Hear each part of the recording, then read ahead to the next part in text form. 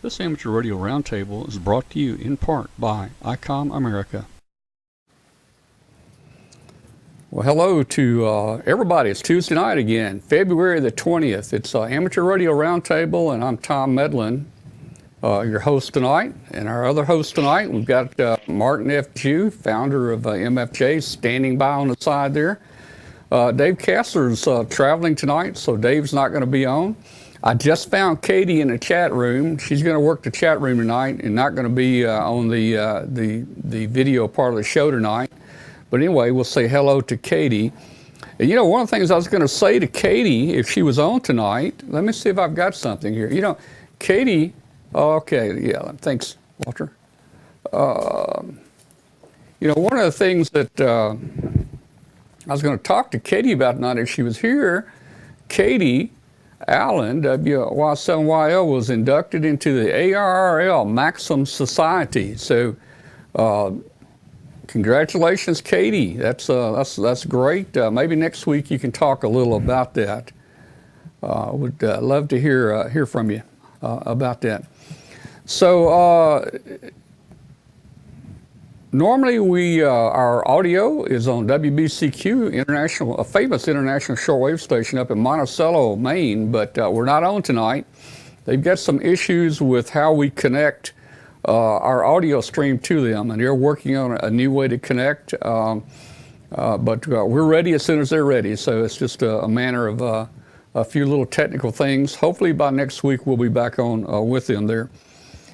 If you're new to join the group tonight in our chat room, we welcome you. Also, up at the top of the page, there's a menu up there. Click on Facebook. Join our Facebook group. We've got about 6,500 people now in our Facebook group, and it's just a great place to talk ham radio and also see what's going to be on the show. So tonight we've got Martin. I'm going to jump on over to Martin and see what he's doing tonight. He's down in Starkville. So Martin, how you doing tonight, Martin? Oh, I'm doing just great, Tom. And hello to everybody out there. And congratulations, Katie. Doing just great tonight. Yeah, and maybe next week we'll get her to spend a little time and tell us all about it here. Well, Martin, you're way down here in Starkville. We call it Stark Vegas around here. Yeah. Walter's been out of town for a whole week. I haven't had a chance to talk to him, but one day, Walter, we need to drive back down to MFJ and spend 3 or 4 hours. Okay. All right, very good. All right, we're going to do that just as soon as Walter can find a little time. He's still working. He's not retired yet, but. You know, it's always You're always welcome. It's always fun to come down there and visit you guys and see everything. We learn something every time we come down there. And you've got a wealth of knowledge there, Martin, and have been a ham for many, many decades. I was going to say years, but I'll say decades now. Okay. Let's see, what's that? That's 58 years now. About 58 for you, and boy, you got me beat. I only got 54, so look at that, man. You know. Hey, so we're going to talk about a couple things that you had on your mind tonight. We're going to talk about HF Mobile, NVIS, maybe some shortwave antennas. Locating interference. We had someone check in our Facebook group this week with some terrible interference that he's trying to find it, and you know he might get some hints here. And we're also going to talk about, maybe this should be the first thing we talk about. You know, your SWR analyzer is more than just a SWR meter, and there are ways to actually measure ground parameters and stuff using that equipment. Do you want to talk a little about that, Martin? Okay, yeah. Well, you know, we're going to talk about several subjects. We won't talk about them in a whole lot of depth, but we'll touch on them and give you some idea of the subjects. You know, when you do use a antenna modeling program like EasyNet, there's a couple of ground parameters that it asks you for it, but you know, most of us will just take whatever is default and use it. And but those two parameters are ground contact and relative dielectric. And there's several ways of measuring those two parameters. One way is a probe method, P-R-O-B-E, probe method, where there's two probes, two maybe 3 foot long copper rods that you push into the ground. Those are parallel transmission lines. You push them into the ground, and then you take an SWR analyzer, antenna analyzer like the MFJ 259 or 269, and you measure the impedance, the real part and the imaginary part, the resistive part and the reactive part. And then you can calculate those two parameters from a set of equations. Now, you can either measure it in rectangular form, R plus JX, or you can measure it in the magnitude and phase form. But there's a good article in QEX magazine that ARRL puts out.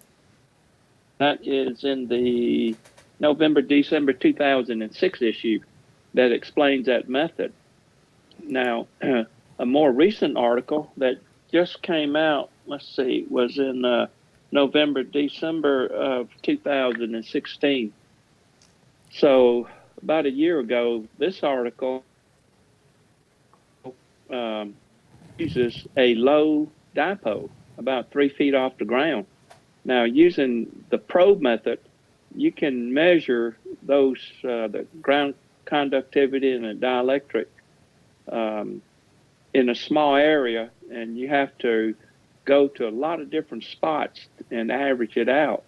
But the low dipole area method will allow you to just take the average of a large area, and it's probably easier to make those measurements using a low dipole. Oh, wow. In the article in QEX, go ahead. Yeah, Martin, I was researching this a little bit and talk about probes. This is N6LF has a good site. He's been doing a lot of measurements, and here's something you're talking like these are just metal probes you stick in the ground, right? Yeah, and he is the guy that wrote these two articles. Oh, is he? And look how he does. Here's another shot that he did right here. He's see the probe is sticking down through there, and he's got wire on top there, and that's how he's making a measurement, one particular measurement. Well, there's two methods he gives for making a probe type measurement. One is two probes that are in parallel that he drives into the ground, and the other one is one probe that he drives into the ground, and then a plate, can be a metal mesh, a wire screen like he uses, or a solid copper plate. Now, that probe that he has in there is not connected to that wire screen. It's a separate probe that goes into the ground. And what that does is to capacitively couple that screen into the ground so it can make the measurement with that probe. But what you do is to measure the resistive part and the reactive part of the impedance, and then you calculate those two other parameters. That's a good, easy way to make the measurements, but you're only making, your measurements are only good over a small area, and it can only go down to as far as that probe, as far as you can push that probe into the ground. Right. But so, if you so Martin, I've tried using that EZ NEC thing. I mean, maybe I'm getting too old, but it seems a little complicated for me. I'm sure somebody could show me how to use it, and I would know how to use it. Oh, once you use it a few times, you'll find it's pretty easy to use. It's a lot easier than the old ones that we used to have. But yeah, I mean, when y'all come down here, I'll show you how to use them. In fact, easiest way is to find some model and then just modify the models. That's Yeah. something similar to yours to use. Well, and I think I think that program comes with a model, like a dipole model or something in it, if I'm not Oh, mistaken. there's lots of models, and the handbook has models. The ARRL handbook, it's got lots of models, and the antenna book, ARRL antenna book's got lots of models that, excuse me, that you can just click on them, and it'll come up, and you can change the parameters to whatever you want.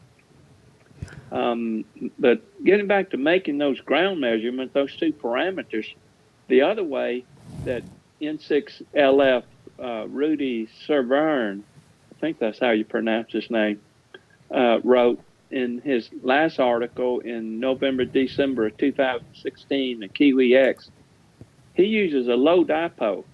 It's on the one he used, and the example he used was for 80 meters, and it's only about 3 feet off the ground. Now, what he did was for specific antennas, and they're all dipoles, certain lengths and certain height above ground. And what he did was he made impedance measurements of that dipole. Again, the real part and the reactive part. And then he plotted a bunch of curves once you make those measurements at that frequency, and you can read off of those. And one of the big advantages is that it covers a wide area, and it inherently averages all the values over a wide area, and it can go several skin depths into the ground. So that's an easy way of making those measurements. And you don't have to be real accurate in determining those parameters. We're not looking for like 1% accuracy, but something along the order of plus or minus 20% is fine. All we have to work with now are the default parameters that's in EasyNet and the other programs, and this gives you an pretty accurate way, because there's not that much change in those parameters, so you don't have to be real accurate in it.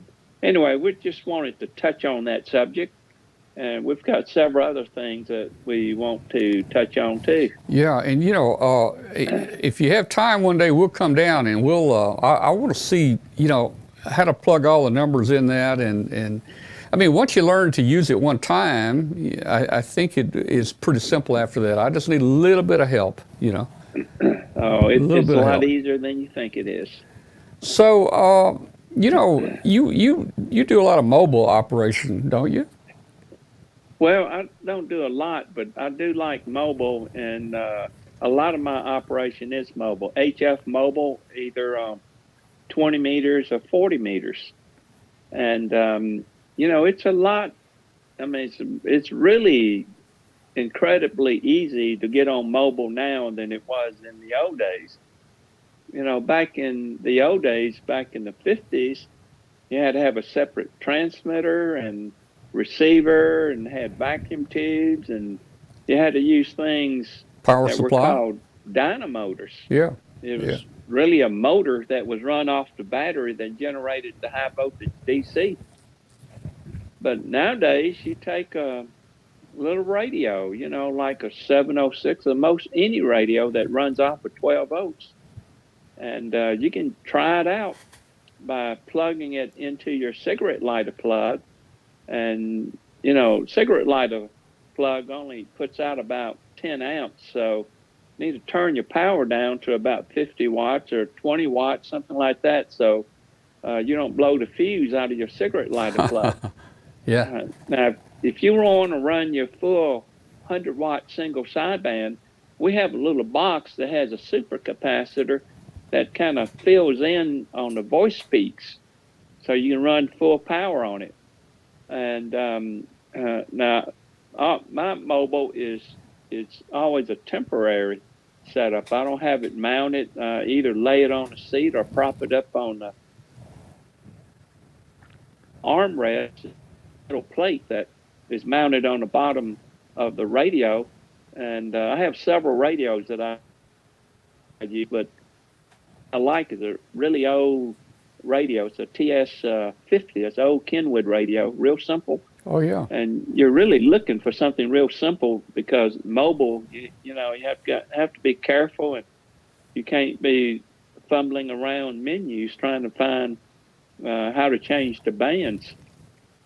But well, that's true. Anyway, plug it in a cigarette lighter plug, and this metal plate, I can close my armrest cover over it, and it holds it there. And then I can just tune it and operate.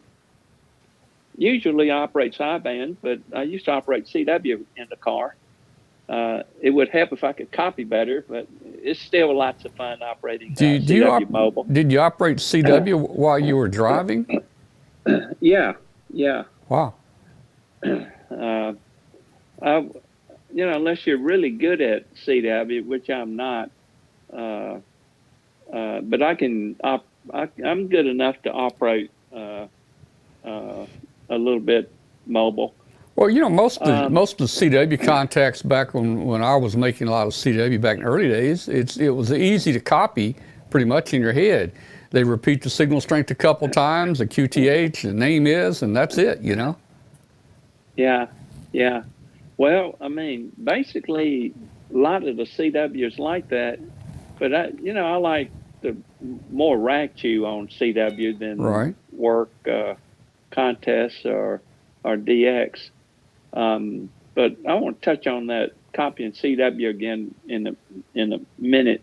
But the only other thing that you need to operate mobile is an antenna.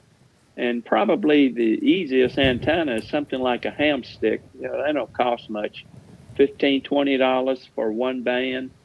And you need to have some kind of a mount. And now I had a mount made, and that's bolted to the chassis of my car, so it's pretty sturdy and can hold up pretty much any antenna. But when I first started off, I just used a lip mount on my trunk lid. And you have to make sure you have a really good ground. So what I did was I drilled a hole near my trunk lid onto the chassis of the car and cleaned it off real good with sandpaper, so I would have a real connection, and just ran a real short piece of wire to the mount and screwed in a loading coil and about 4 or 5 foot stainless steel whip, and I could just tap with an alligator clip and operate up to 40 meters, 20 meters, 15 meters, 10 meters. And at the time I was using an old FT7 that put 10 watts out, and when the conditions were good, I could talk to Australia with 10 watts with that little short antenna. I remember doing that on, I forgot which band, 15 or 20 meters. So it's really easy now to operate mobile. It's a fun mode. It passes the time away. And the reason that I like to operate mobile is because I have a granddaughter about a little over 3 years old, and a little grandson, almost 1, in Atlanta. 5-hour drive, and I have company all the way over there on radio. My wife doesn't always like me talking on the radio for the whole time, but it's fun. Yeah. Well, Martin, with all the new car, when I say new cars, I'm thinking anything built in the last 10, 12, 13 years. It's almost impossible to mount radios in those things, and you sure can't work on them like you used to work on a 56 Chevy. You can't get under there and look under the dash and find the wires and stuff, and everything's plastic. It's wrapped around now, and no place to mount anything. So you got to be kind of, I don't know, you got to kind of experiment. Like you're saying, you've got a mount that you can lay in your seat on an armrest and take it out when you're not operating mobile. I tried doing some mobile, and I just laid my TS570 on the passenger seat. But I had a couple things going on against me with my mobile operation. One was it was picking up some kind of noise, like the fuel pump or something. It sounded like it was, just cycling and gurgling or whatever it does, and even a noise blanker wasn't taking it out very well on some bands. Now, some bands were a little clearer, but some bands were pretty bad. And the other thing I found, Martin, was my battery in that TS570, if the voltage is below about 13.6, or if it's below 13, that radio it'll shut down. And I was hooked direct to the battery, but if my engine was not running, that radio would not work. Okay, let me comment on both of those before I forget what they are. That's what happens when you're a ham for 58 years. Yeah. Let me say something about the noise. The noise that you hear can come in two different ways. One is through the power line, the connection to your battery, and the other one is through the antenna. Now, you can find out if it's the antenna or not just being picked up by the antenna. Just unscrew your coax, just take your antenna off, and if that noise disappears coming from the antenna. Mm-hmm. Okay, now it can come through the power line, and now sometimes, and we have a device like that, it's a filter on both sides of the line, and it'll filter out the noise before it gets to the radio. But and you have more of that problem if you plug it into the cigarette lighter plug, because that tends to pick up a lot of noise. The best way to do that is to run a wire directly to the battery and through the firewall in your car, which is what I did. I have a wire that comes through and a small box that has a bunch of power poles on it, and I can plug the radio into that power pole connector and power the radio. And I always have a radio in the car. It's in the back seat or it's in the trunk, and I have a telescope and whip antenna and a loading coil that I can use, and it goes all the way down to 40 meters and covers all the way up to 6 meters. And the telescope and whip would telescope up to 8 or 9 feet. And if I'm out on the road, I will extend it all the way out so it can get as much power out as possible on 40 meters, which is a really good mobile band. And 20 meters, it's also a good mobile band during the daytime. So, Martin, but the advantage of a stainless steel telescoping whip. Yeah, that telescoping whip you're talking about, you're using, you can get. I think I saw where that thing will collapse down to about 18 inches. I mean, it's amazing that it'd go so short, and then what? You can pull it up to about 9 feet. You said? Yeah, that's the big advantage of it, and that's the reason that I like to use it, is because, when it's a normal mobile antenna, I can't drive into the garage. So if I'm in town and I'm not operating mobile, I just collapse it down, just drive into the garage. Big advantage. And being stainless steel, I mean, I've used the same one for years now. It's never broken or anything. Well, I've got to find me a different place to mount it on my pickup, because I've got a shell, or a camper-like shell, on the back of it now, and that kind of covered up where I had my antenna mounted at the very back corner back there. So I need to work on redoing that. And what I used, Martin, was I just put a 102-inch steel whip, CB whip, 102, 111, however long it is, I don't know. But I put that on there, and I just put a little auto antenna tuner at the very base of it. And from inside the car, I could, go, 80, 40, 20, 15, without having to get out and change anything. But I do need to find a way to mount that. I've seen some people mount it on the trailer. I've got that square metal back there where the trailer connection can go in. I've seen some people mount antennas on that. Well, what you're doing is a really convenient way of operating mobile. I mean, you don't really have to do anything but mount your antenna. Now, we have a trailer hitch mount that slides into that square section. You can mount whatever antenna you want to on that.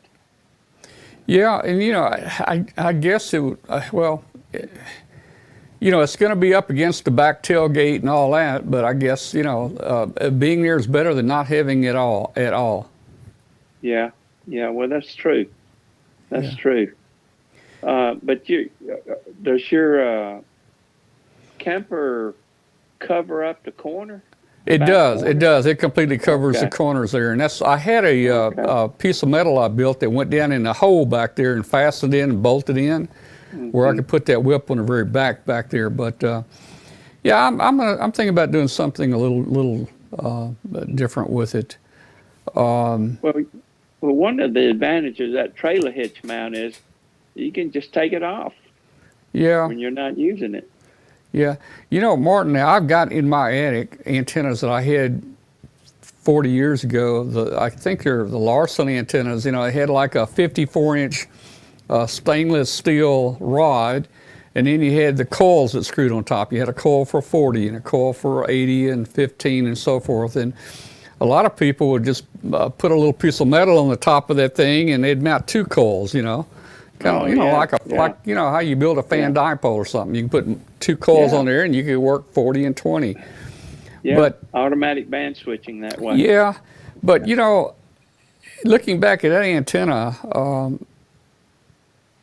it just it requires more work, and I don't know. I don't know if it's ugly or not, but there's better things to do now. Now, a lot of these people, there's all kinds of mobile antennas out there. You got these big bug catchers that, got these big coils on them and all that stuff, and whips, and boy, you have to almost have guy wires. I would imagine those antennas are going to get out better than a smaller antenna. Is that right?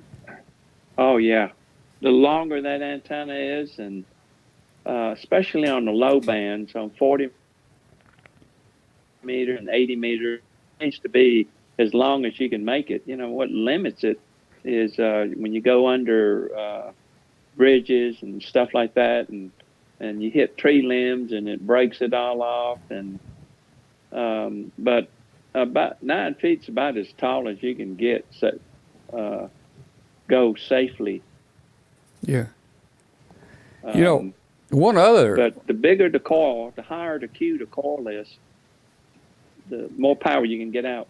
Yeah, back in my early days, I didn't have a lot of money to buy all kinds of antennas and stuff. And like you said, mobile wasn't easy back then. Even with you take something like a HW100 or something, it's a sideband rig, but it was tube and it required a power supply, and you had to have the right power supply to get your high voltage and so forth. But I contemplated one time I was going to put a mount. For work, I had this big, long Dodge station wagon. That thing must have been 22 foot long. And I contemplated putting me a mount in the center, and I was going to run a dipole, front to back. I was going to run me a dipole on that car. I never did it. Have you ever heard anybody do that? Well, I've heard of things like that. You're a real ham, Tom. Oh, wow. Well, hey, but I never did it. Maybe as I get a little older, maybe I'll try that here. I don't think Kathy will let me put it on my Silverado out there, but I think that would look cool. Put me a fan dipole up there on that top of the truck, for like 20, 15, 10. Yeah, maybe even like Walter's saying, maybe even a pole on the front bumper and a back bumper, not inverted V, but make a dipole, Yeah, make a dipole. I used to see that kind of stuff back in those days of QST magazine when it was black and white. Let me go back and comment on copying CW. I had a nice visit with the people that run CW Academy and CW Youth Academy, and they have these teaching sessions where there's a mentor and about 5 or 6 in a class, and they start off at 20 words a minute, and they teach them to copy entire letters and entire words. and within a month, they're able to copy at 20 words a minute. It's pretty incredible. Mm-hmm.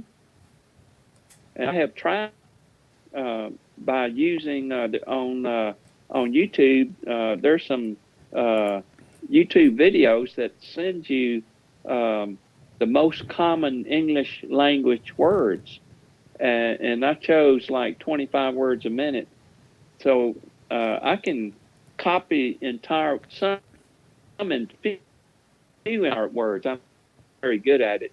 I'm more of a translator than being real fluent in CW. And what that means to me is CW goes into my ear and it comes out my other hand in the form of a pencil on paper. So the letter A goes in the ear and the letter A appears on the paper. I just translate it. I thought But when you become really good, I thought you were going to tell me it goes in the ear and it comes out the other ear. well, sometimes it does that. Martin, I had to do the 20 words for the extra license back many years ago, and I worked a lot of CW, and I was pretty good at it.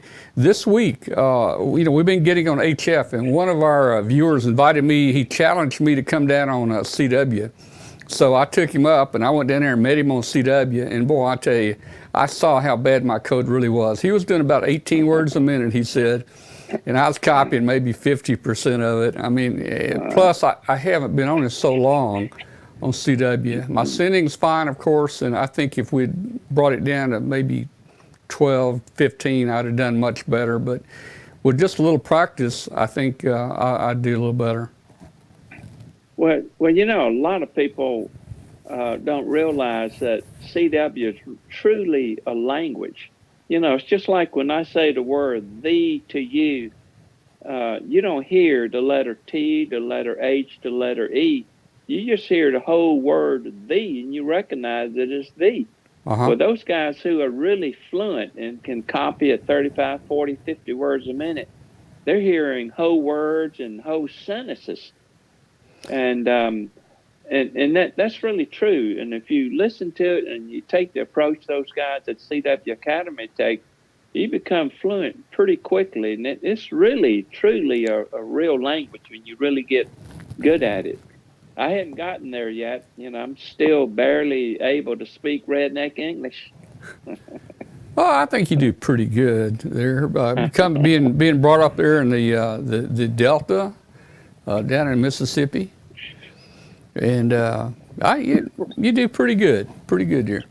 Let's see. So I think I'm gonna start working a little bit more CW. And the thing about CW, Martin, is it makes it easy to get these hard to get contacts. You get down in the CW band, and you can work DX down there that you can't really work up in the voice bands. Well, you can you can run 10 watts and do as well. Run 10 watts on CW, you can do as well as running 100 watts on sideband. Right. Yep. There used to be about one of your viewers had some interference problems. Let's talk about that for a few minutes. One of our viewers, I think on 80 meters, he posted a video, and like from 3,800 to 4 megs, it was just terrible noise. Below 38, it was clear. And I asked him, I sent him a note, try to get a little bit more information. For example, is it there 24 hours a day, or does it come on and off at a certain time? If it comes on at 7 o'clock every night and it goes off about 11, it's probably something in somebody's house they're turning on or off. Well, it could be. It probably is like that. But a lot of people though, I mean, now with the washing machines, and I hear horror stories about the washing machines and the noise they generate, and some of these TVs, and even the power poles out there. They get these cracked insulators or whatever. So tell us about your experience and what we can do to try to trace some of that down. Okay. Well, there's all kind of stuff that generates. It includes a new those little fluorescent, what do you call those things? Those little tiny fluorescent light bulbs That's what I call and them. the LED lights and all of those Yeah. generate lots of noise. But what you need to do is to try to locate the source of that noise. And if you do that, it will make it a lot easier to convince the power line company to come out and fix it. And that's probably going to be the hardest part is to get your power line company to come and fix it. And sometime if it's in somebody's house, it may be pretty real difficult to get it fixed in. But to Yeah. locate the noise, easiest thing to do is take something like an AM transistor radio that's got a ferrite core antenna on it that's kind of directional, and just follow the noise. Set And it to any eventually, particular frequency or just in the AM band? just in the AM band. Uh Now, the problem may be if it's too strong, it'll just overload everything. huh. Right. Now, we have a device which is an AM receiver up at about 136 megahertz where it's real quiet. And we have two versions, one with a dipole antenna and one with a Yagi antenna. And you just kind of point it, and it has a meter on it so you can see how strong it is. And so you can just kind of tell the pretty general area where it's from, maybe to a house or to a pole. Now, once you get up close to it, you can get pretty close, but not exactly. And then we have another device which has a parabolic reflector and an ultrasonic detector. Because if it's, say, for example, an insulator that's arcing over, it'll generate ultrasonic noise around 40 kilohertz or so. And with this parabolic reflector and the ultrasonic receiver, you can pinpoint which insulator is broken. And if you can do that, and that's what it is, and you can tell the power line company, you may be able to convince them to come out and fix it. Well, I know there are some large cities that they have people trained to do this. They have equipment for running down the interference, but probably in most little towns and cities, they don't have that equipment and don't know much about it, and they probably don't care too much about it because it's only affecting you. Nobody else is complaining. And if you can show them, I think if you could take them out in your backyard and aim at that little Yagi, that dish up there, and show them it pointed at that insulator, and it's terribly noisy, then you might can convince them to focus there. Yeah. Well, both of these products have an audio output where you can listen to it, but more importantly, you can record it. And once you record it, you play it back to the power company and prove it to them. Uh-huh. All right. Hey, let's see, Alfred. Let's see, Martin. Stand by just 1 second. We're going to take about a 1 minute break. We'll be right back. Okay. Communicate with the best. Communicating has never been so much fun than with ICOM.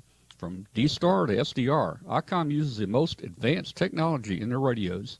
The SDR you've asked for is here. ICOM's new 7610 is a high-performance RMDR with the ability to pick out the faintest of signals, even in the presence of stronger adjacent signals. The new ICOM IC7610 is a direct sampling, software-defined radio that will change the world's definition of an SDR transceiver. It has an independent dual receiver with 110 dB RMDR. Communicate with a new D-Star communications device. Easy to operate, the ID31A Plus is available in silver, red, or gold. With it, you have worldwide digital communications. You can share pictures and text messages.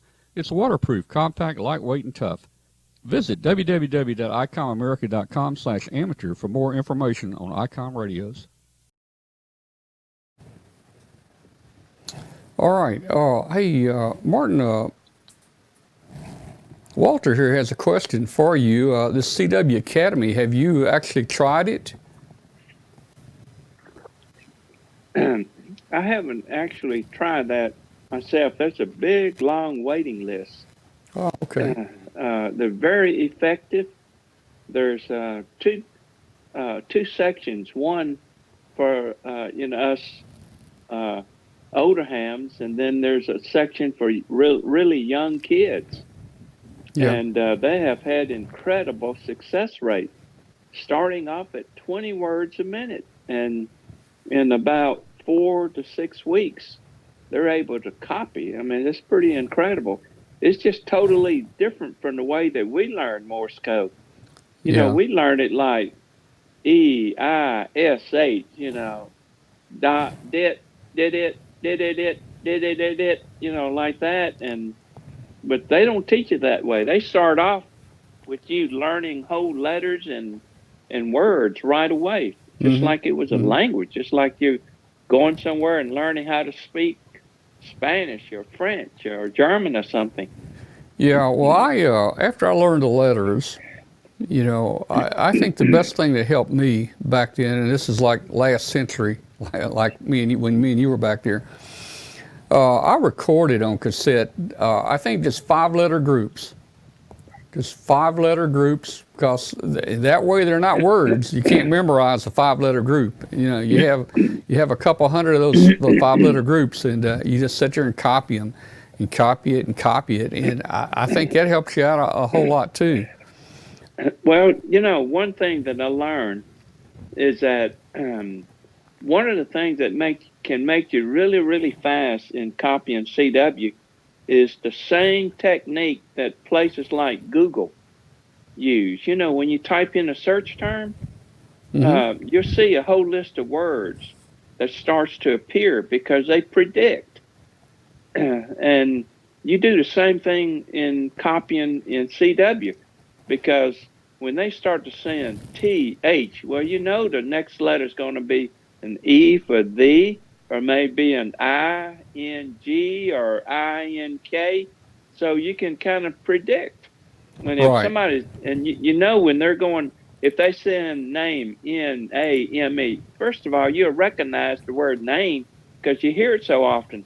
And then they'll start to send the letter B and maybe the letter I. Then in your mind, you can kind of predict, oh, it's going to be Bill. So using that predictive thing will help you copy Morse code a lot faster. And you see that being used in everything, Google and Mm-hmm. all kind of stuff like that. Let's talk a minute about near vertical, the NVIS type stuff. Okay, that's a very interesting thing.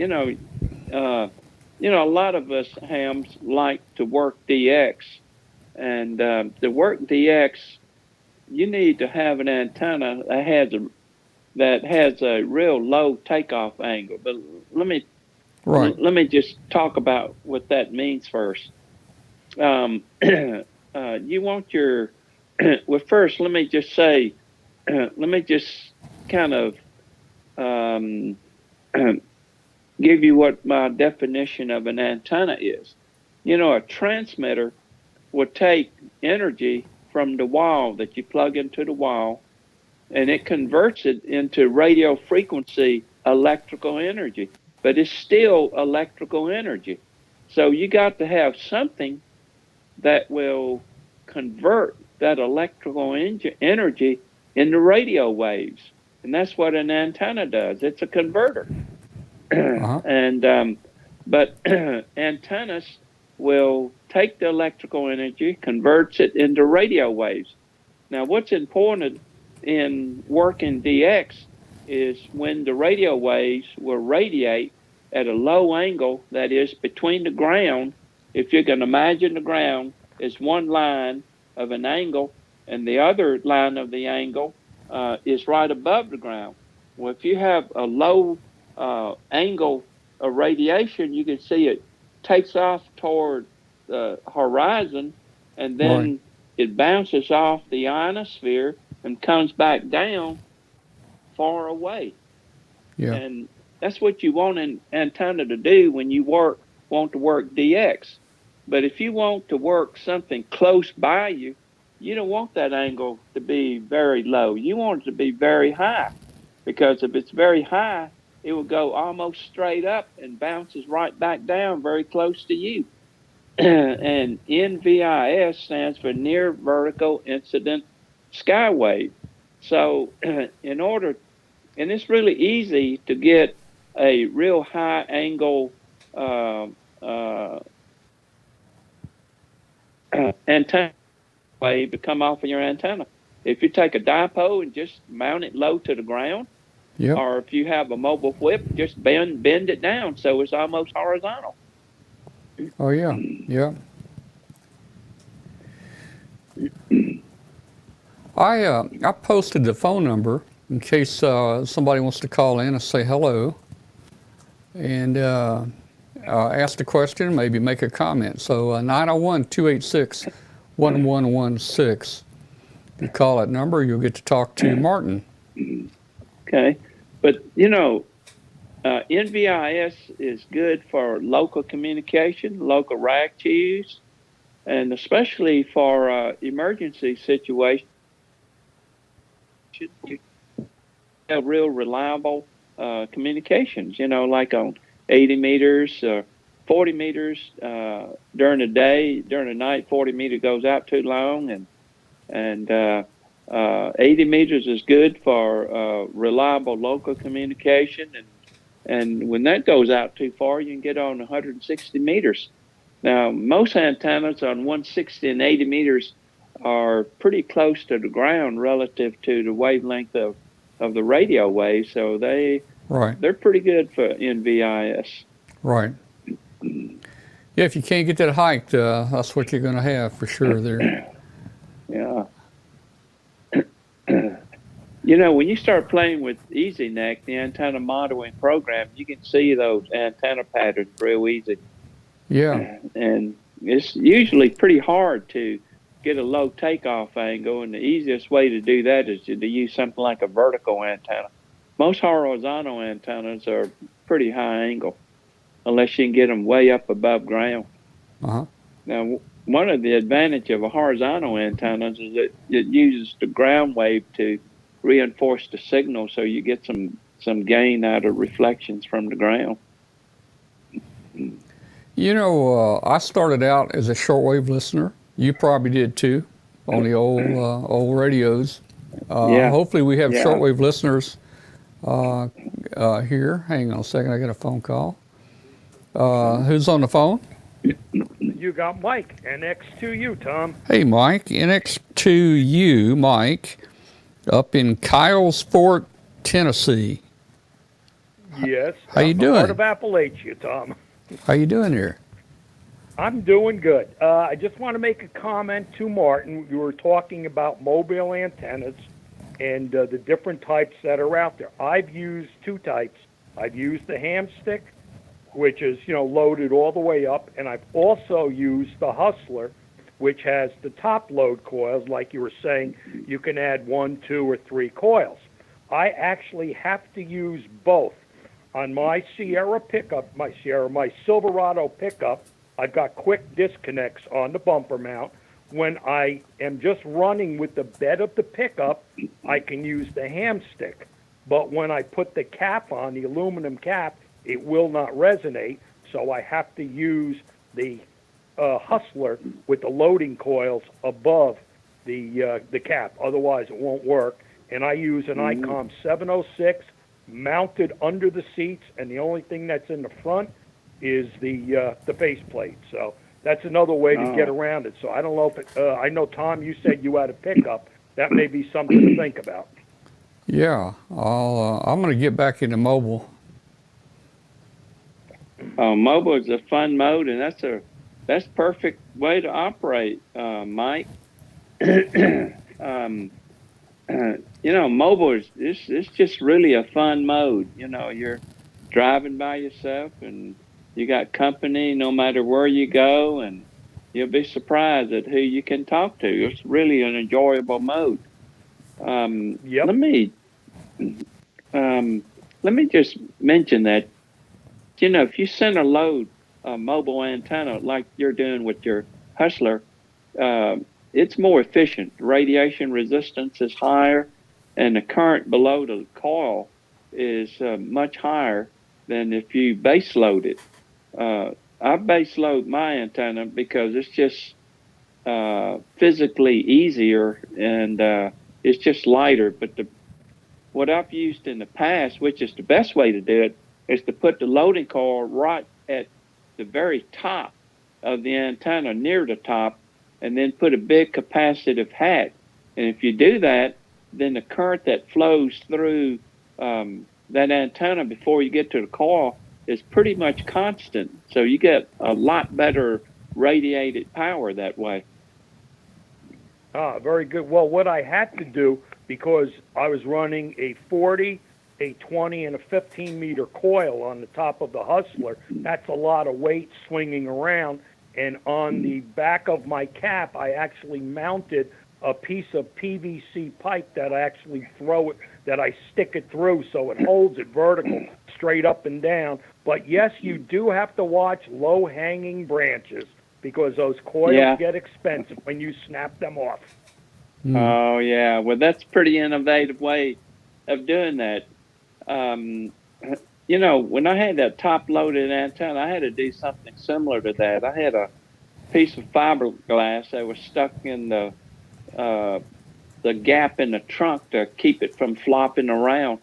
And that's the reason I use base loaded, because all the weight in the coil is down at the bottom.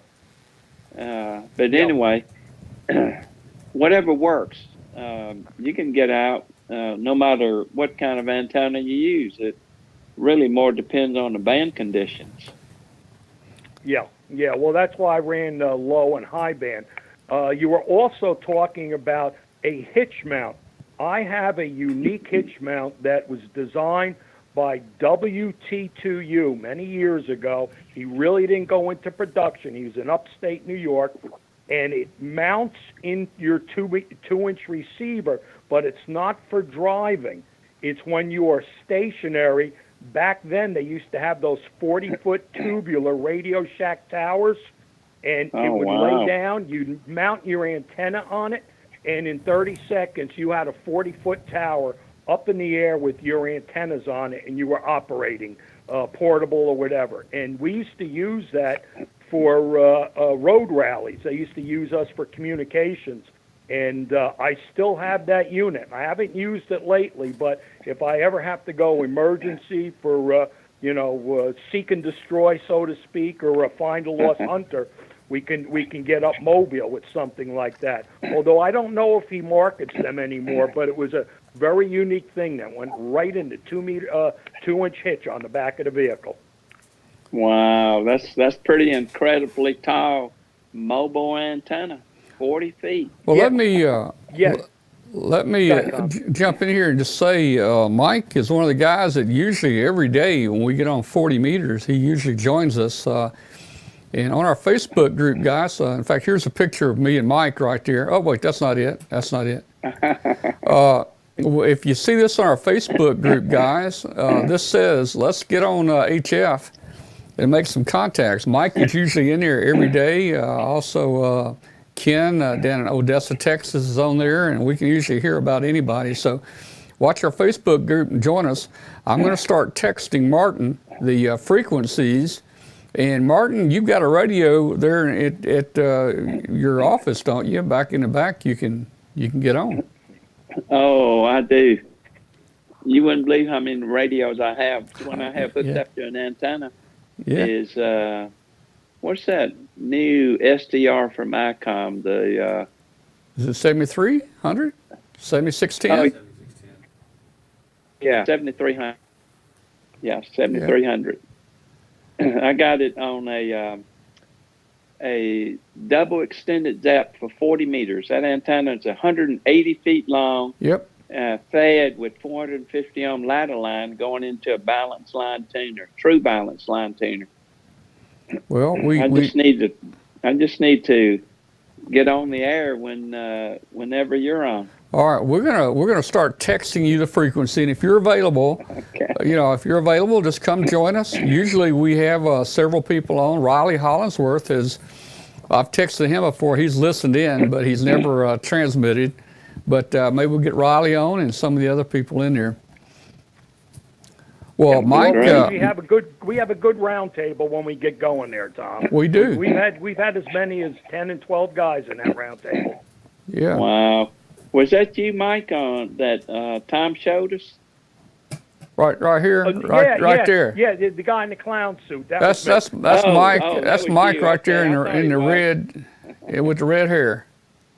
Okay. Well, thank you very much. I enjoyed talking to you, Martin. And I'll talk to you soon on our round table. And I'll get you Okay, probably well- tomorrow or the next day, Tom. Okay. All right. Thanks. Thanks, Mike. Yeah, there I Call am. him, Mike. There I am, right there. That's me. Bye-bye.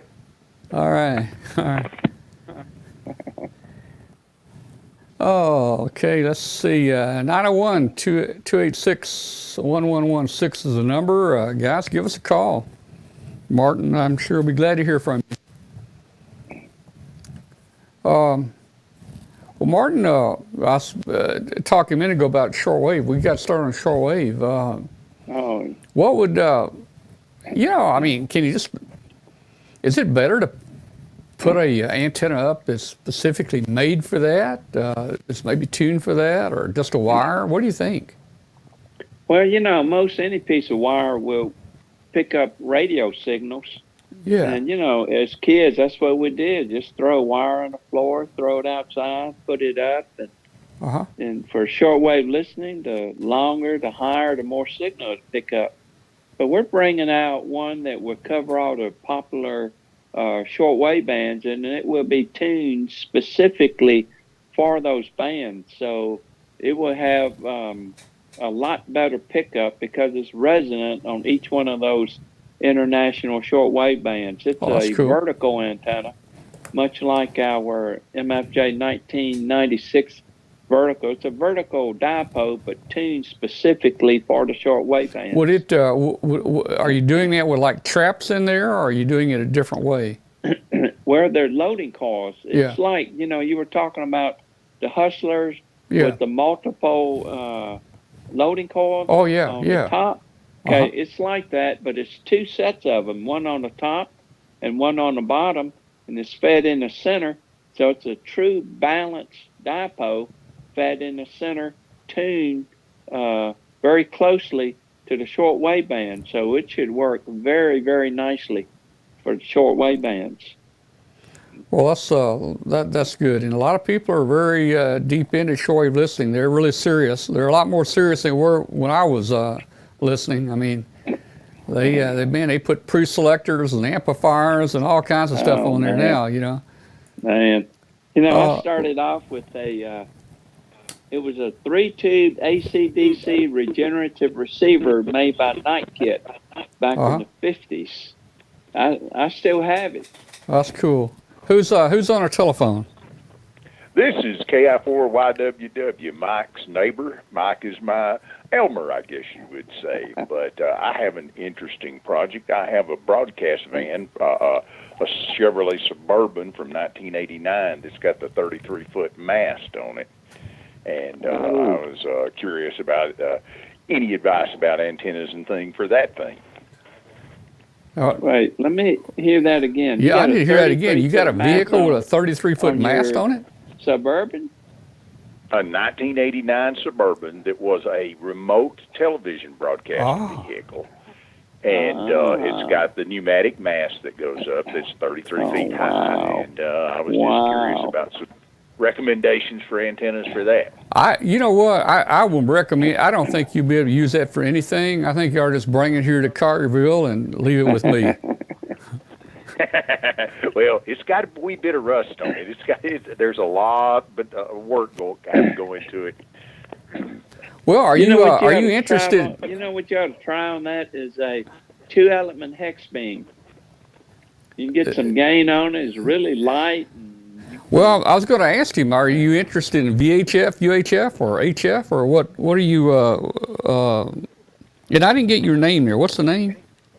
The name is Jeff. Jeff, okay. Jeff, what frequencies are you interested it will be all of the above. Actually, I would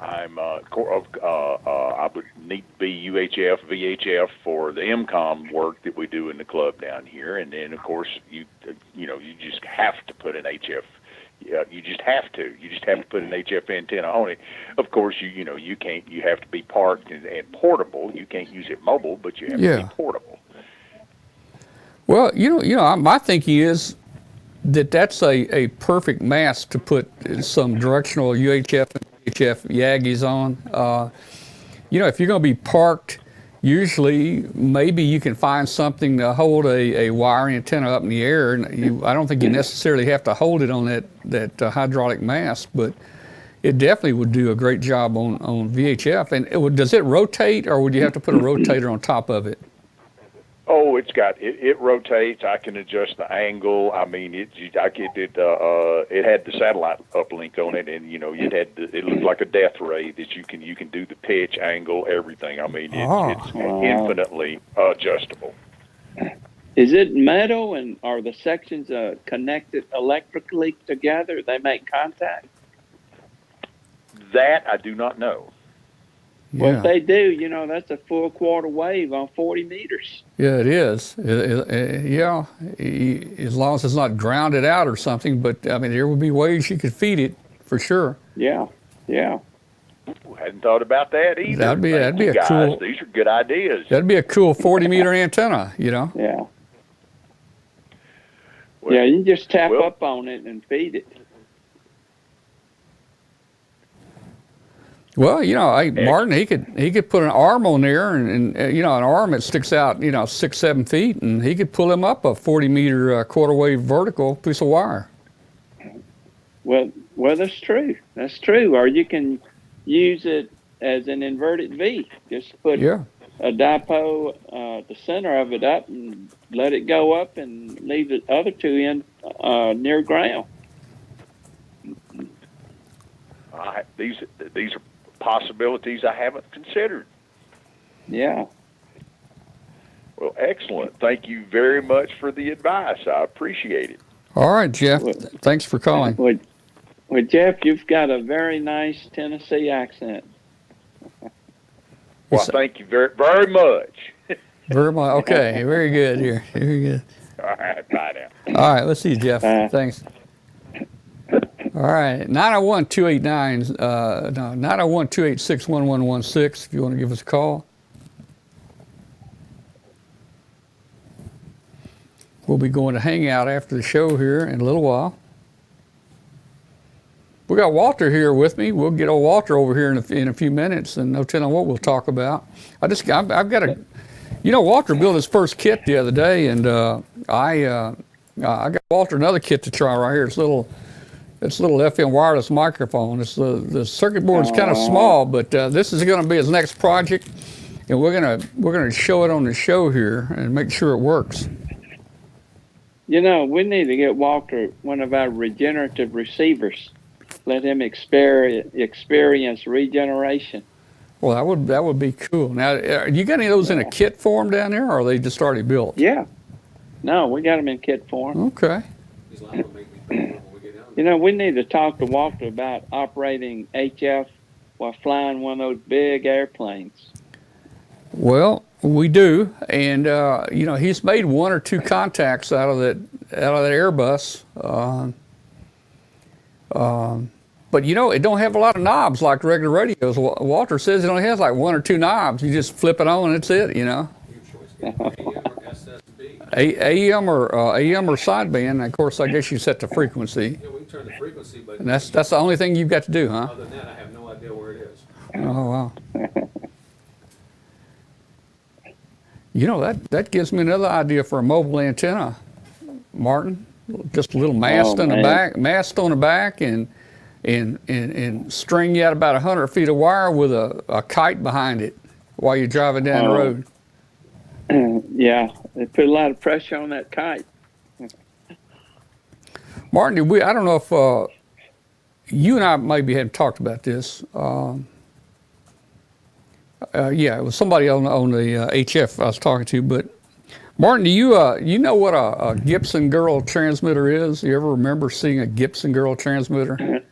Well, I've seen pictures of them. Those are the things that goes in when you jump out and get into a lifeboat, isn't it? Yeah, You got a whole crank I had one of those where you back can, when I was a novice. I got some from through Mars, and it was a little a transmitter you just put between your legs, and it had a crank on it. You turn, the crank was a generator, and it had one position it would send out on the distress frequency and SOS or whatever, or you could put it over on another frequency. It actually had a button that you could key, but what I was wanting to say with it, it had a little door that opened and a reel of wire that you could put on a box kite and fly a box kite out of your, I guess, out of your raft, like, up, 50 feet in the air, or it came with a couple of hydrogen canisters that you stick in the water to fill the balloons up. So I had a lot of fun with that. It was called a Gibson Girl transmitter. And that's neat. That's another good antenna idea. Yeah. 901-286-1116, everybody. It's just about 7 after 9. If you want to catch Martin before he goes to bed, your chances are starting to run out here. 901-286-1116. Give us a call. Well, Martin, we've covered a lot of subjects tonight. Well, we did. I think it was a good discussion. Well, I have enjoyed it, and I've enjoyed talking to both of your viewers. Yeah. Had a good time tonight. Well, Jerry mentions a helium balloon about 100 to 150 feet in the air. Wow. Martin, we went on field day one year over to Arkansas to the big lake up there. I forget the name of it now, but we were on a little mountain out there at the lake, and we were going to put a helium balloon up, and I was going to try to put, like, I had this really small wire. We were going to try to put something like 1,000 feet up, but we weren't able to do it. The balloon kept going out horizontal. We were on top of this mountain. The balloon didn't go up. It just started taking the wire out horizontal across the lake. And then they started popping and all that. So that was a failure. So at field day, the guys just breathed the helium the rest of field day. And started talking funny. Yeah. Let's see. So that was Jerry asked about a 100-foot balloon. Okay, we got a call coming in. Let's grab it here. All right, who's on the phone? This is Daryl. Daryl. Morganson in Wiley, Texas. Daryl, you're K5 something, aren't you? AF5QJ. Wait a minute. So, give me that again. AF5QJ, Alpha Foxtrot 5, Quebec Juliet. Okay, you're not the Daryl I thought, but you're where in Texas? Wiley. Wiley. Okay. Just north of Dallas. Okay, cool. Well, hey, you're coming in 20 over S9 right now. You're sounding good. What's your question or comment, Daryl? My question, in my truck, I run a Kenwood 480. Been running it for years with a ham stick. Works great. And recently, it started when I key up, it would set off my truck computer. We've been chasing that problem. Wondered if you had any comments. I got an idea. If it's been working all this time and it just started, what do you think, Martin? Maybe something going wrong with the antenna, SWR or something? I don't know. If you can, it could be anything. You might try just clamping some of those ferrite cores on every wire that you see one at a time. See if you'll quit doing that. That's a good radio, TS480. I've got one of those. It's been wonderful. Well, why don't you try this, Daryl? You got a dummy load that you could just put on there right on the back of the radio and key up and see if it does it? Sometimes, maybe, and this is just a guess, that, antennas move in a wind and vibration, and maybe you got a bad coax connection or something. And if that generates a high SWR, it can cause issues like that. So I would suggest trying a dummy load on it and see if it still gets into your computer. Okay, appreciate it. We've been chasing That's a really good. improving the grounds on it to see if that helped. Uh-huh.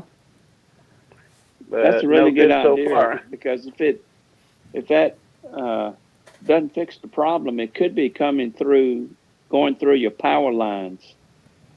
Well, another thing, I don't know if it 12-volt would. line. I don't know if it would prove much, but bring you another little car battery, set there by your door of your car, and hook your radio just to a separate car battery, and see if it still does the same thing. And at least you might be able to determine, is it something through the 12-volt wiring, or is it something through the antenna? You know. Yeah. Okay. Well, I appreciate the ideas. All right. Well, keep us posted in the chat room future shows on if you found it. Okay. Well, thank you a lot. Enjoy the show. All right. Thank you. Okay, well, thanks for calling. Tom, let me mention one other thing where I think where we might be heading.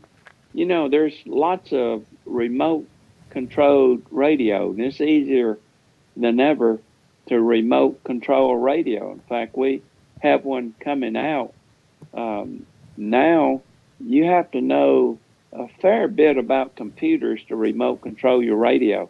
Mm-hmm. But the one we're coming out with, you don't have to know much. You go through, you log on to a website, and you can remote your own radio that way. So what I see coming for mobile operation is that. And I've done this. You can use your phone or computer and go through the internet and operate your radio using your cell phone connection to the internet, or if you're in a hotel, use the Wi-Fi, or if you're at your daughter's house, use your Wi-Fi. Yeah. And I've done that several times. Well, that's a good idea. Martin, this device you're talking about, this more simplified device, does it have any means of switching antennas, or do you have to kind of have it on can you switch bands and things like that?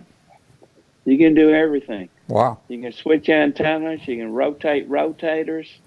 You can switch bands. You can operate your radios and do everything your radio can do. And you met the guy who's working on it, Howard Nurse, at our 45th anniversary. He gave a forum on it. Okay. His father was the president of Heathkit back during our days when we were kids. Okay. Well, that is cool. I'll look into that too. Yeah. I've done that before using a computer program, something like a Ham Radio Deluxe or something. I don't remember what it was. It's been a while back, but it's quite difficult to set up if you haven't done it before. You know, through a serial cable into the radio, and this sounds like they've really simplified it a whole lot. You don't need a computer at your shack now. It's just a box. It's called the RigPi, and it's based. Well, the whole product is based on a Raspberry Pi, but it'll come as a complete box. You don't have to do anything but plug it all in, and you can remote your radio. Mm-hmm. Satya that uses two boxes that's made. I forgot where it's made, in Sweden or somewhere. One at where the radio is, and the TS480, you can disconnect the head of it just like a 706 and plug it into the box and connect to the internet, and you can operate the radio just like it was a radio because you got the head there. All right. Last call's coming up, 901-286-1116. If you want to call us, let me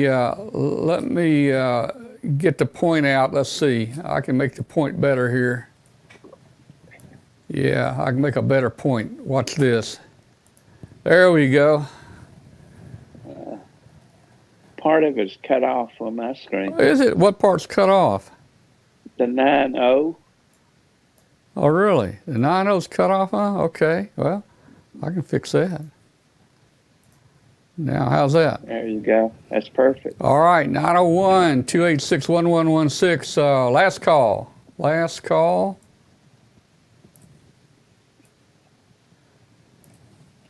And what we're going to do, we'll have, I think we'll have Walter come on around here and mic him up, and no telling what we're going to talk about. We'll probably bring Hangout up here in a minute, and we'll have people join us on Hangout.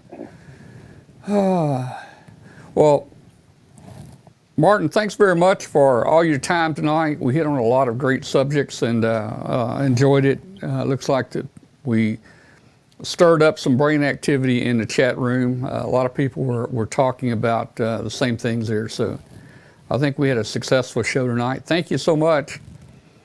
Well, I have enjoyed visiting with you and your viewers and Walter, and had a good time. Hope y'all have a good evening and good week. Walter, Thanks, Walter, Mark. You why too. don't you bring your stool on over this way, and we're going to go ahead and add Walter in here. We're going to scoot over and add him in the show. Thanks a lot, Martin, and we'll see you soon. We're going to try to get down here. Thanks, Martin. We'll see you soon. Okay. Okay, All right. we'll see y'all. All right, Bye. goodbye. All right. Okay, that was Martin F. Jew, founder of MFJ. That's pretty cool having a company named after you, isn't it, Walter? You know, here, you know, It's a good thing he started that company because they named it after him. that's true. I mean, you would think that he'd almost have to be the one that did the company if it was MFJ and his initials. I mean, Or an uncle or something. well, why? Well, I wonder why my mom didn't name me MFJ. Yeah, I don't know. Of course, the last name wouldn't work. Did you see where Jeff's going to sell his radio? Jeff. Yeah. Jeff. Wait a minute. In New Jersey. Oh, he's- what? He's getting a new Flex instead of Wait a minute. He'd have to redo the will. Okay. Well, I think Jeff left because He did. He checked out early. he signed out a minute ago, and he said he has to go to bed. On the East Coast, it's a lot later over there now. Guys, I'm in Jeff's wheel, N3VE. I'm in Jeff's wheel for his Flex radio system. No, not anymore. Because Well- he's selling it. Well, I'm glad you told me that because I need to make sure he updates the wheel He's to going have to- the right. He's going to new Flex it. in You there. better get after him. Yeah, okay. Well, I'll contact him first thing tomorrow morning because That's right. you don't know when somebody's going to kick the bucket, do you? I mean, You don't want to miss a chance at a good radio. that's right, man. Let's see. Hate to see him go, but you need the radio. Let's see. Your mic is on, right? Test, Let's see. test. Yeah, it's working. See the little. Okay. All right. Yes, it's working. Okay. That's a green line of, okay, Yeah. I see it. All right. So hey, hand me that. Look at this kit. Walter built this little code trainer kit a few weeks ago, and it worked the first time. You didn't have any problem at all. It's man. pretty, it's easy enough, and even I could do it. Well, I had my doubts if a pilot of a, what do you call it, a jumbo airplane could build Yeah. something like it or not, but you pulled it off, man. I mean, it's just one switch, you go like that, and off you go. No, I'm talking about you pulled off building that kit. I didn't know if How a about pilot could do that, but We're not supposed to be able to. yeah. But so what I've got him here is this is a little, oh, look, this is a little FM wireless mic kit. You see it right there? Well, you're seeing through the board because of the green screen, but anyway, that's the FM wireless mic. And now, Walter, that little coil of wire right there. There's that's two. not- There's another one. Oh yeah. Now that's not made to stretch out. You got to leave that little coil there because that's going to fit here. Okay. I'll try it. So take this home with you, and we're Thank going you, to build sir. that, and we're going to see how good a job you do on that. I need a whole bunch of pictures. Well, I don't know if there's any pictures in here. Take it out and say, open it. Can you get the need a knife or something there? Nah. Well, you're probably going to lose some parts. Yeah, I don't want to do that. Is that sealed across there or not? Doesn't look, no. Okay. I'll look at it later. Look at it when you get home. Don't lose any parts. They're My small. goodness. Yeah, I may be over here under this microscope putting all it right. together. Guys, Martin is still with us. Now, Martin, you can drop off anytime you want to, or if you want to say something, just yell, okay? Okay, well, I was just sitting here listening and having a good time, but I'm going to get off very shortly. All right. Well, just whenever you want to, okay? Okay. All right. All right, so we've had a lot of rain, we had a lot of cold, but But Palm Springs was sunny and 80 without a single cloud in the sky Walter, for days on end. Walter's been in Palm Springs all week. His son, Walter the Fourth, was in a baseball, what do we call it, baseball camp? League. It was Baseball a league. And Walter went out to watch him pitch and do all these kind of things. Walter the Fourth wants to be on TV. He told me his goal is to be the guy on the pitcher mound that you watch on TV. So he'll make it one day. You know? That's exactly right. I have a lot of confidence. He'll make it there. But you know, hey, we've had rain, we've had cold weather. I got my extended double zip kind of up in an inverted V formation. We need to, one day when it gets a little nice. It was 70-something degrees out today, almost 80. After tomorrow, we're going to have to wait a few more days. Yeah, Unless you got hip boots. that's what I was talking about, guys. We're supposed to get the next day or two. We're getting 4.5 inches. At least 4.5, maybe 5 inches of rain. It's going to be heading this way. So looks like the antenna's going to have to wait there. Let's see. Walter needs to build a microbix. Hey, Walter could build a microbix. Speaking of the. Yeah, I don't know. I really did go to a Memphis public high school. Yeah. I don't know that I'm equipped for that. Speaking of the microbix, here's one right here that I just put together. I don't like it. I've got this little plastic case from China, and you never can cut the hole right to fit the display right here. And it's cheap plastic. When I did cut the hole, I cracked the plastic all the way across the top here. See it cracked right here? So I had to glue it back together. But that's a cool little transceiver, 80 through 10 meters, and it's easy to build. Now, if you really want to get really lousy, you use this is called Manhattan style. Here's a little project here. See the little parts on there? That's just a little thing I was throwing together, a little transmitter and a receiver on a piece of circuit board. It's called Manhattan, where everything just kind of solders and stands up by itself, and you hook parts. See? Okay. You know. Neat. So that's kind of neat. All right, what's got going in the chat room tonight? Anything? Is that me making all that rumbling? It's either you or me, one of us. Sorry. I'm gonna be still. You move. Yeah, it's a little bit of you. Let's see if it's me. Oh, that's really bad. It's me. Well, that's okay. It's just right here. Let me try that. That better? That's good. How's that? Is that Tell you what, better? let's do. Let's go ahead and open up Hangout. Let's get some people on here on Hangout. So let me bring up Hangout. See who we can who wants to join us tonight.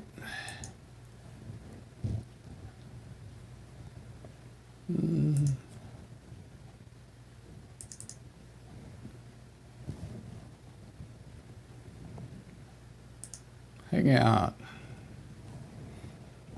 Oh, you know what? We haven't posted the thing in Hangout yet. I mean, I haven't posted the. Bill, can you post that, or can we get it? Here it is, right here. All right, there. I think I got it. Copy. Here's a link. Yeah, we got somebody in Hangout. Somebody joined us. There we go. If you want this, if you need a keyboard, click on that link and you can join Hangout with us, and you get your face on the show here. Look like we got Roy there. Hey, Roy, how you doing tonight? Hey, how you doing? Hey, I don't know if you saw Hangout last week or not. Roy played the guitar on here. He did. No, I didn't see it. Yeah, man. I didn't see it last week. And then last week, a few of us sat around here until about 1 o'clock in the morning Pacific time. Did y'all stay? It went on for a long time. So after I left, you guys stayed until 1 o'clock. No, We 1 did. We had a o'clock good Pacific. time. It was just a lot of fun. Just sitting around, just doing video chat. Yeah. Man, 1 o'clock Very good. Pacific. That's one. That's two- 3. That's 3 o'clock here. 3. Yeah. Yeah. Oh my gosh. Gee, man. Oh wow. Hey, if anybody wants to join us, the phone line is open. Call in on the phone line. I'll put you in with the Hangout here and on the show, and 901-286-1116. If you wanna join us that way. Let's see.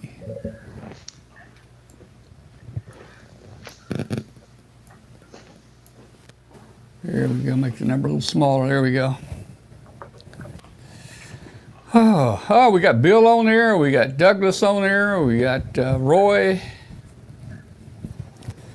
We need a few more people. We had a full house in here the other night. I think we had 10 people in How here. about that? Very good. Last week.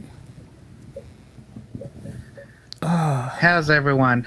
Doing pretty good, man. I tell you, if you add any more to that headset, we're not gonna recognize you. I still say at Oh, some point. wait, let me get him on here. You're not on the show. Hang on. There we go. Yeah, I was gonna say, boy, if you now I gotta get Walter in here. At some point, that thing really is going to go off. There we go. I mean, Walter, That's got to explode. let me tell you, Look at that. you being a pilot, you don't even have anything that sophisticated that you wear, do you? Heavens, no. No. I mean, you just got a little headset, and I mean, I got the little beanie cap with the propeller on the top of it. Yeah. Oh man. Electrically grounded to the frame, the air of a fiberglass So airplane. you came back yesterday. Did you jump seat back? Yeah, last night. Oh. Yeah, Did you have to save some money? in time. Okay. So did you fly with any of the pilots? Did you know any of them? Yeah, I knew the guy that was the captain on the way back. Oh, okay. Because Yeah. sometimes you get on a plane with people you don't know. That's right. I just sat in the back and slept Did you? because I knew it was going to be a late arrival. Yeah. FedEx has so many pilots that a lot of times you might be matched yeah. up when you go out there to fly and you get your co-pilot. You might not even know him, right? A lot of times I've never even seen him. Wow. Man. Gotta go. You need 5 U's, gotta go. Okay. Good night, good night. I don't blame you. Any 5U, I'd take them too. Dennis is gone. Okay.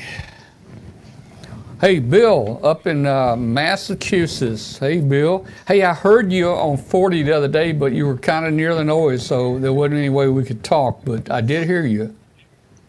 Well, that's good. That's at least something that we didn't Yeah.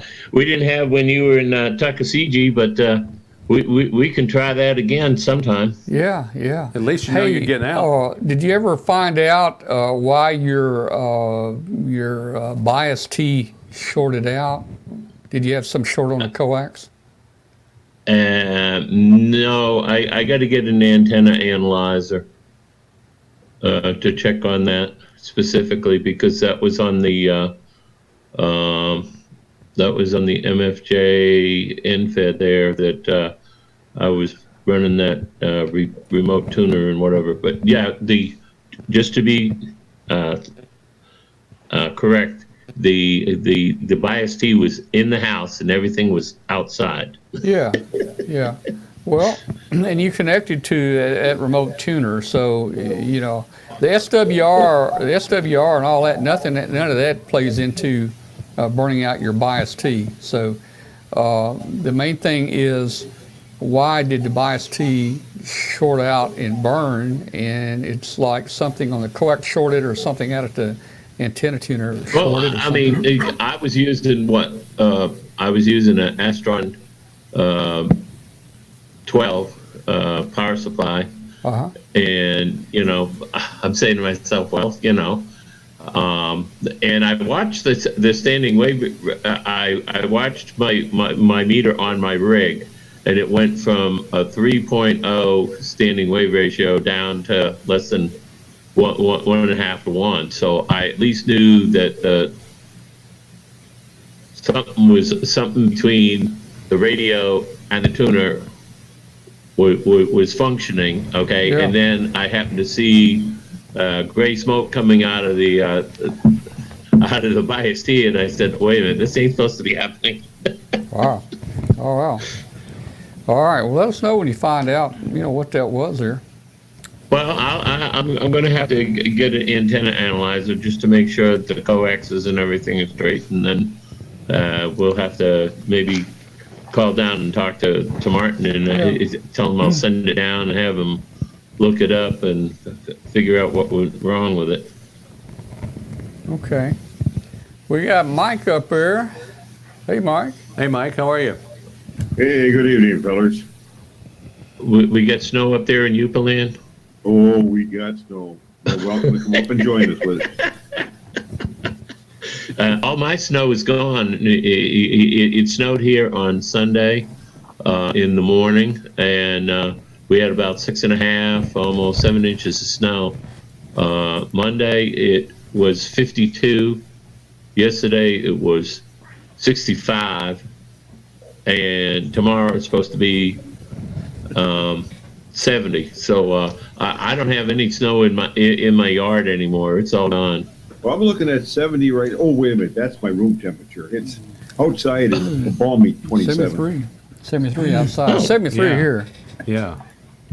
I think it was almost 80. Yeah, there you We had go. our big dog sled race here this weekend. And so the town was busy with the dog sled race. So there was plenty of snow for them to race. Yeah. Well, it's good. Hey, you know what? We're talking airplanes. Let's see. Look at there. Look at there. There you go. Yellow up Yeah, there. look at there. I didn't know when it Yeah, opened that big. just jump in that plane and flying up here. I didn't know it would open that big, but I guess it does. Oh, there you go. I think that's the Dreamliner. What do they call it? The Dreamliner? Yeah, might have been. Might be. All right. Yeah, speaking of snow, it's snowing here now in Portland. Our whole city's going to be paralyzed tomorrow if we have 2 or 3 inches of snow. It's going to be all over. Wow. Oh, my. Doesn't take much here. It really doesn't.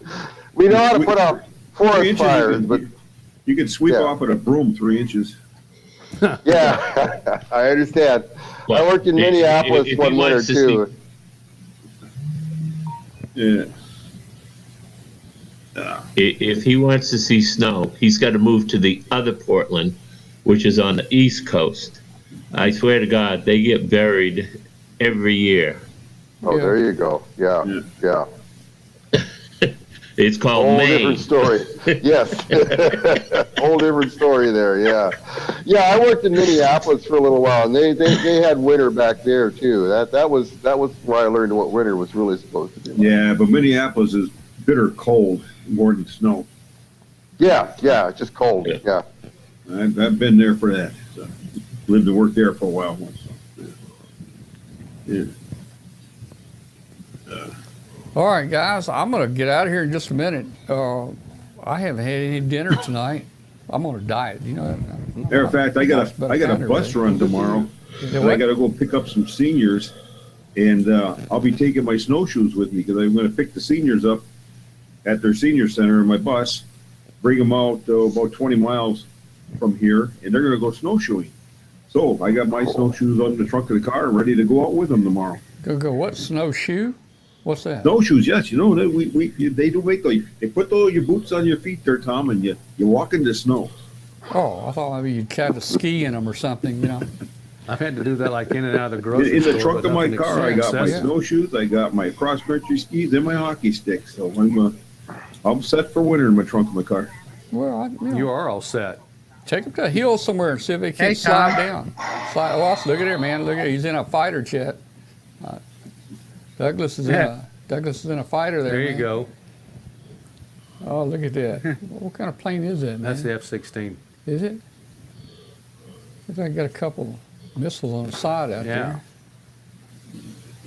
I think he's got enough power in that headset to run it. Now I'm in He does. space.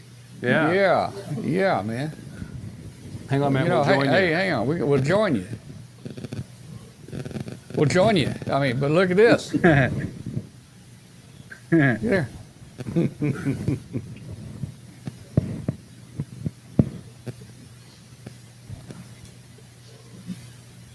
All right. Tom, Tom, you just have too much fun. Yeah, man. Nobody likes to party. Oh, yeah, I think I'm going to go ahead and get off here, guys. I'm getting hungry. You're going to have to give me something to eat. Had dinner tonight. I've cut my 6 meals a day down to only 3. We'll see if that'll make a difference.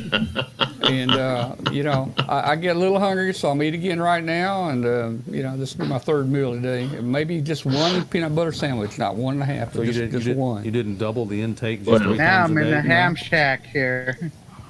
That's a cool ham shack. I like it. That's a cool ham shack. Here's my ham shack right here. There's Doug, a you wall got behind to for buy a my few more picture. radios.